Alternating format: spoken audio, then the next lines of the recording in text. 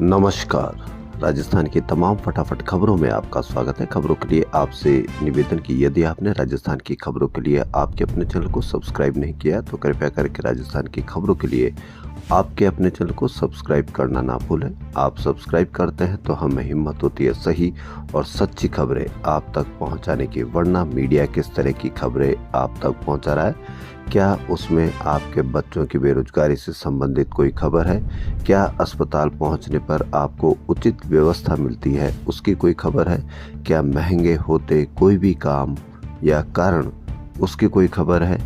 कोई खबर नहीं तो यानी कि वो मीडिया आपकी खबर आप तक नहीं पहुंचा रहा है। तो आज क्या है बड़ी खबर। जयपुर के भांकरोटा अग्निकांड में घायल 2 और लोगों ने शनिवार को एसएमएस अस्पताल में दम तोड़ दिया।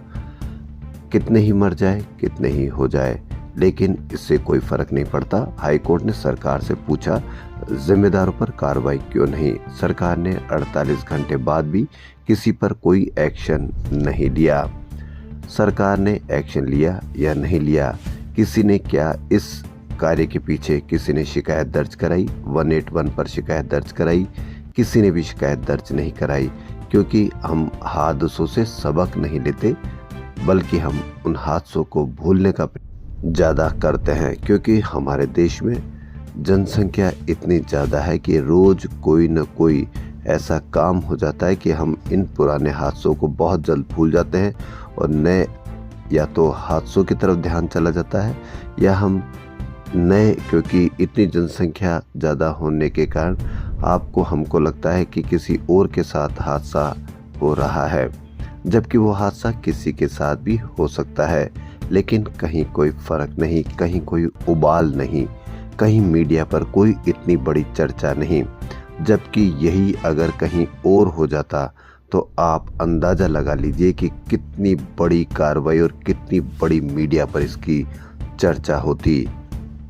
एक और बड़ी खबर, पॉपकॉर्न पर सरकार अब 3 तरह से टैक्स लेगी। खुले में बेचे गए नमकीन पॉपकॉर्न पर 5%, पहले से पैक करके बेचने पर 12%, अगर कैरामेल मिलाकर बेचा तो 18% जीएसटी लगेगा। इसकी अब जांच कैसे होगी कि कोई पॉपकॉर्न पर पहले से पैक करके बेचा गया है, खुले में पैक बेचा गया है या कैरामल लगाकर बेचा गया है, किस तरह से आप इसको जांच सकेंगे। पॉपकॉर्न जैसे वस्तुओं पर भी टैक्स लगाना आप इसको किस तरह से उचित मानते हैं। पॉपकॉर्न पर टैक्स आपको कहीं पर भी कोई मीडिया में इसकी कोई खबर आपको देखने को नहीं मिलेगी, न ही कोई इस पर चर्चा करने को मिलेगा। क्योंकि चर्चा होने का मतलब है कि आप आम जनता के काम की कोई बात कर रहे हैं, जबकि आम जनता की बात की कोई खबर आपको मीडिया पर किसी प्रकार से नहीं मिलती है। वहीं राजस्थान की राजधानी जयपुर में बेरोजगारी और नशे के विरोध में यूथ कांग्रेस कार्यकर्ताओं पर जो प्रदर्शन किया गया, उन पर लाठीचार्ज, वाटर कैनन से बौछार, सीएम आवास घेरने जा रहे थे। जी हां, यूथ कांग्रेस ने बेरोजगारी और नशे के विरोध में राज्य और केंद्र सरकार के खिलाफ शनिवार को विरोध प्रदर्शन किया। प्रदर्शन के बाद यूथ कांग्रेस कार्यकर्ताओं ने सीएम आवास का घेराव करने निकले तो पुलिस ने उन्हें आगे बढ़ने से रोक दिया। कांग्रेसी कार्यकर्ता नहीं माने तो पुलिस ने लाठीचार्ज कर दिया। कांग्रेसी बैरिकेड्स पर चढ़े तो 3 बार वाटर कैनन से पानी की बौछारें भी छोड़ी गई। कई कांग्रेसी घायल हो गए। पुलिस ने राष्ट्रीय अध्यक्ष उदय भानु चिब और प्रदेश अध्यक्ष अभिमन्यु पूनिया सहित 40 कार्यकर्ताओं को हिरासत में ले लिया। इससे पहले प्रदर्शन में शहीद स्मारक जयपुर पर कांग्रेस प्रदेश अध्यक्ष गोविंद सिंह डोटासरा और पूर्व डिप्टी सीएम सचिन पायलट भी पहुंचे थे।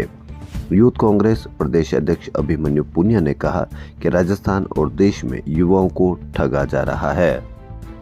एक और दैनिक भास्कर की एक खबर, एजेंडे में जनता के मुद्दे गौण, केवल नए निर्माण कार्यों के प्रस्ताव व वित्तीय स्वीकृतियां शामिल। जी हां, ग्रेटर नगर निगम की 26 सितंबर को प्रस्तावित 7वीं साधारण सभा आखिरकार 3 महीने बाद 26 दिसंबर को होने जा रही है। आखिरकार नगर निगम मुख्यालय स्थित मीटिंग हॉल की अगस्त माह में गिरी फॉल सीलिंग 5 महीने में जाकर ठीक हो गई। साधारण सभा की बैठक दोपहर 1 बजे स्वामी विवेकानंद सभागार में होगी। साधारण सभा की बैठक के एजेंडे में 23 प्रस्ताव शामिल किए गए हैं। सबसे बड़ी बात कि शहरी सरकार की सबसे बड़ी पंचायत में जहां निगम क्षेत्र के शहरी विकास की चर्चा होनी चाहिए, जबकि एजेंडे में ऐसा कुछ भी शामिल नहीं है। यानी कि यहां पर भी आम आदमी की कोई मुद्दे सब गौण हो गए। अब आप इससे अंदाजा लगा लीजिए। राज्यपाल सचिवालय की ओर से सत्र 2024-25 के लिए जारी मॉडल कैलेंडर के अनुसार राजस्थान विश्वविद्यालय जयपुर समेत डॉक्टर भीमराव अंबेडकर विधि विश्वविद्यालय और भी विश्वविद्यालयों में 25 से 31 दिसंबर तक शीतकालीन अवकाश रहेगा।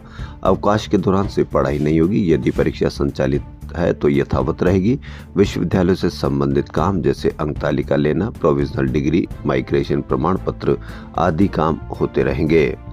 हाईकोर्ट ने जयपुर ग्रामीण लोकसभा चुनाव 2024 के 4 जून को घोषित चुनाव परिणाम को चुनौती देने के मामले में जयपुर ग्रामीण सांसद राव राजेंद्र सिंह, रिटर्निंग अधिकारी व जिला निर्वाचन अधिकारी सहित अन्य पक्षकारों से जवाब मांगा है। जस्टिस ने यह निर्देश कांग्रेस प्रत्याशी रहे अनिल चोपड़ा की चुनाव याचिका पर दिया। याचिका में चुनाव परिणाम को रद्द करने के साथ ही ईवीएम व पोस्टल बैलेट की रिकाउंटिंग करवाने का आग्रह किया है। याचिका में कहा गया कि ईवीएम और पोस्टल बैलेट से वोटों की गिनती में काफी अनियमितताएं हुई है। चुनाव में जिन 2738 पोस्टल बैलेट्स को खारिज किया था, उनकी संख्या चुनाव में हार के अंतर 1615 मतों से कहीं ज्यादा है। प्रार्थी ने चुनाव के दिन ही रिटर्निंग अधिकारी के समक्ष अपनी आपत्ति दर्ज करा दी थी, लेकिन उनकी आपत्ति को नहीं माना गया। ऐसे में ग्रामीण लोकसभा सीट के चुनाव में धांधली हुई है और इसलिए पोस्टल बैलेट की रिकाउंटिंग करवाई जाए। राजस्थान स्वास्थ्य विज्ञान विश्वविद्यालय की ओर से मेडिकल ऑफिसर यानी डेंटल भर्ती परीक्षा में चयनित होने वालों के लिए खुशखबरी। आरयूएचएस की ओर से परीक्षा के बाद चयनित 209 अभ्यर्थियों की सूची चिकित्सा एवं स्वास्थ्य विभाग को भेजने के बाद शनिवार को पदस्थापन के आदेश जारी कर दिए हैं।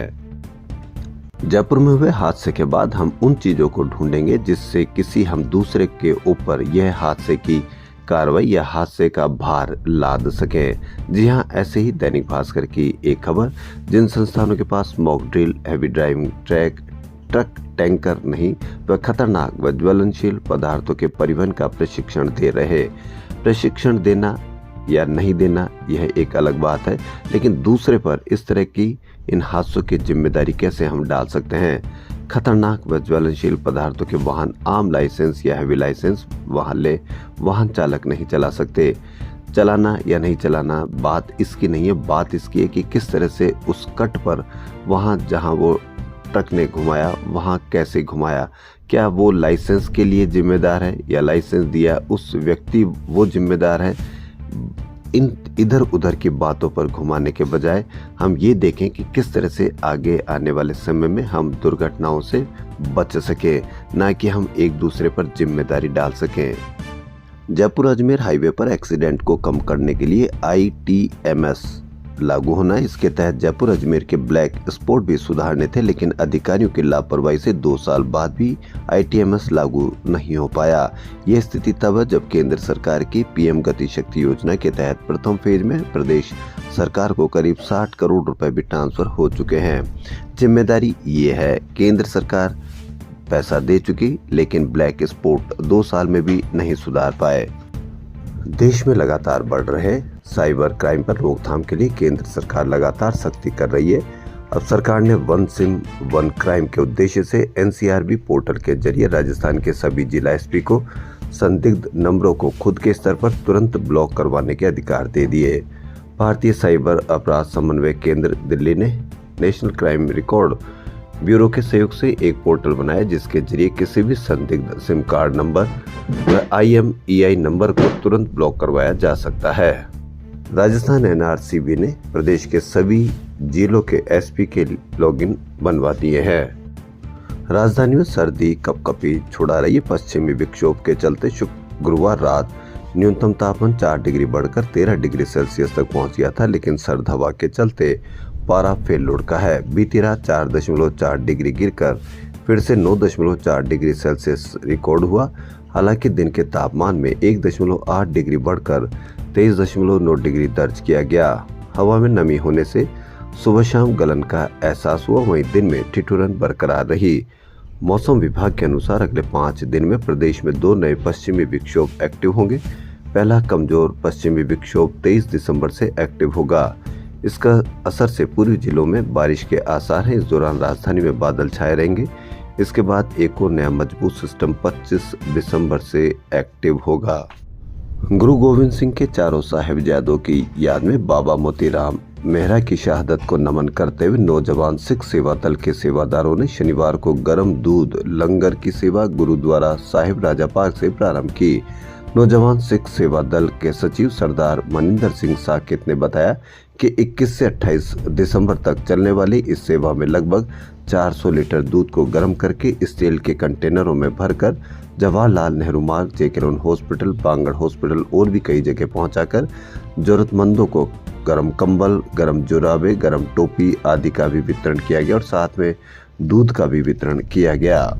आदिवासी मीना समाज की पहली महिला पंचायत रविवार को जयपुर में होने जा रही है। समाज के उत्थान के लिए महिलाओं ने बीड़ा उठाया है। यह कार्यक्रम जवाहर नगर सर्किल व एयरपोर्ट टर्मिनल 2 के पास इंद्रलोक गार्डन में रविवार सुबह 11 बजे शुरू होगा। कांग्रेस सरकार के कई फैसले, भाजपा सरकार बदल रही है। इसी क्रम में एक और कांग्रेस सरकार के समय सीनियर सेकेंडरी स्कूलों में सर्जित किया गया वाइस प्रिंसिपल का पद खत्म हो सकता है। भाजपा सरकार ने इसको अनावश्यक मानते हुए खत्म करने की तैयारी प्रारंभ कर दी है। इसको डाइंग कैडर घोषित किया जाएगा और इस पद पर कार्यरत वाइस प्रिंसिपल को प्रिंसिपल के पद पर पदोन्नति दे दी जाएगी। पिछले दिनों शिक्षा विभाग की समीक्षा बैठक में इस पद को डाइंग कैडर घोषित करने पर चर्चा की गई थी। इसमें सामने आया था कि स्कूलों में प्रिंसिपल के होते हुए वाइस प्रिंसिपल की जरूरत नहीं है। गर्भवती महिलाओं और 0 से 16 साल तक की उम्र के बच्चों को यूविन पोर्टल पर एक क्लिक से जीवन रक्षक टीके लगाने से सुरक्षा मिल रही है। न केवल इलेक्ट्रॉनिक रिकॉर्ड बल्कि रजिस्टर्ड मोबाइल नंबर पर SMS के माध्यम से लगने वाली अगली खुराक का 3 दिन पहले अलर्ट मैसेज भी मिल रहा है। यहाँ तक कि देश के किसी भी राज्य से वैक्सीन लगवाने के साथ ही प्रमाण पत्र भी निकाल सकते हैं। राजस्थान में यूविन पोर्टल पर 17 लाख गर्भवती और बच्चों ने पंजीकरण करवाया और 19,67,704 गर्भवती और बच्चों ने टीकाकरण करवाया है। राजस्थान में भाजपा सरकार 1 साल का कार्यकाल पूरे होने पर जश्न मना रही है। इसके उलट कांग्रेस इस सरकार को विफल बताते हुए धरना प्रदर्शन कर रही है। पूर्व मंत्री जिलों में जाकर विफलताएं गिना रहे। शनिवार को पूर्व चिकित्सा मंत्री डॉक्टर रघु शर्मा व डॉक्टर जितेंद्र सिंह कोटा आए। प्रेस वार्ता में डॉक्टर शर्मा ने कहा कि राइजिंग राजस्थान के नाम पर एक कार्यक्रम कर लेने और करोड़ों को MOU बताने से विकास नहीं होगा। जिन्होंने ये MOU किए हैं, क्या उनकी फाइनेंशियल स्थिति सरकार ने देखी या ये MOU जमीन हड़पने का खेल है? सरकार को इस पर व्हाइट पेपर जारी करना चाहिए। सरकार की विफलताओं पर कांग्रेस झंडा डंडा उठाएगी, ब्लैक पेपर लाएगी। डॉक्टर शर्मा ने कहा कि गृह मंत्री अम्बेडकर पर शर्मनाक बयानबाजी कर रहे हैं।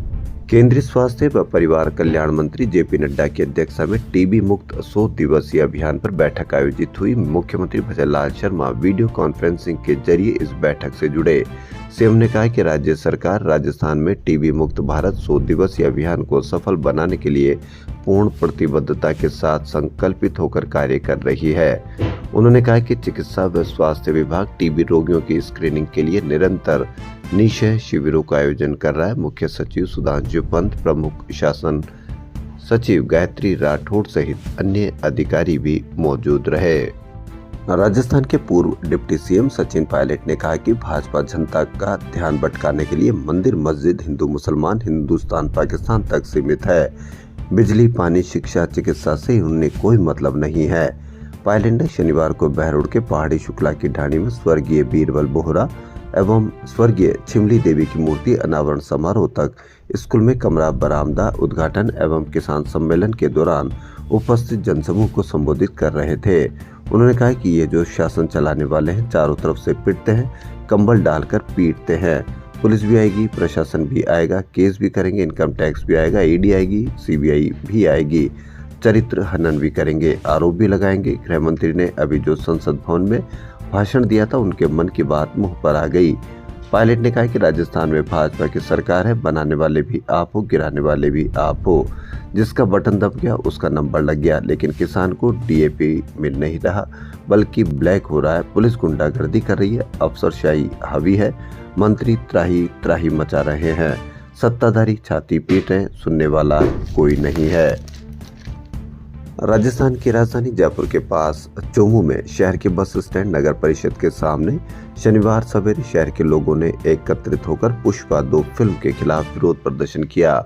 इस दौरान प्रदर्शन कर रहे लोगों ने अपने मान सम्मान को ठेस पहुंचाने की बात को लेकर पुष्पा 2 फिल्म का बायकॉट करने के लिए नारे लगाते हुए निर्माता सुकुमार और अभिनेता अल्लू अर्जुन का पुतला जलाया तथा फिल्म निर्माता अभिनेता को चेतावनी दी कि सार्वजनिक रूप से चोमू वासियों से माफी मांगे, अन्यथा कानूनी कार्रवाई के लिए तैयार रहे।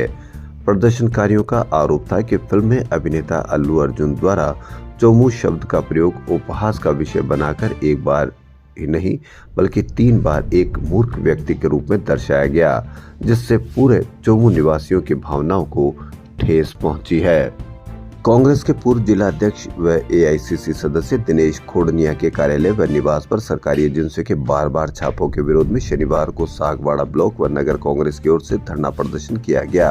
यहां ब्लॉक एवं नगर कांग्रेस कमेटी के संयोजन में सभा हुई। इसमें वक्ताओं ने एआईसीसी सदस्य खोड़निया को केंद्रीय एजेंसियां ईडी, आयकर और सेंट्रल जीएसटी की ओर से छापेमारी कर तंग किए जाने के आरोप लगाते हुए कार्रवाई के खिलाफ रोष व्यक्त किया। इसके बाद यहां से सभी नारेबाजी करते हुए रैली के रूप में मांडवी चौक के पास पार्श्वनाथ चौक पहुंचे, जहां धरना प्रदर्शन व सभा हुई। हनुमानगढ़ जिले को नशा मुक्त करने के लिए हनुमानगढ़ के जिला कलेक्टर कानाराम ने प्रतिबंधित दवाओं और नशा मुक्ति केंद्रों के दवा स्टॉक पर निगरानी के लिए मानस ई आरोग्य पोर्टल शुरू किया है। राजस्थान में हनुमानगढ़ ऐसा पहला जिला है जहां इस तरह के नवाचार किए गए हैं। दरअसल जिले के युवाओं में प्रतिबंधित दवाओं को नशे के रूप में दुरुपयोग काफी बढ़ना एक चिंता का विषय बन गया है। ऐसे में नशे के रूप में बिकने वाली दवाओं पर रोक की मांग लगातार उठती रही है। इसे देखते हुए कलेक्टर कानाराम ने 5 अक्टूबर को मानस ई आरोग्य पोर्टल की शुरुआत की।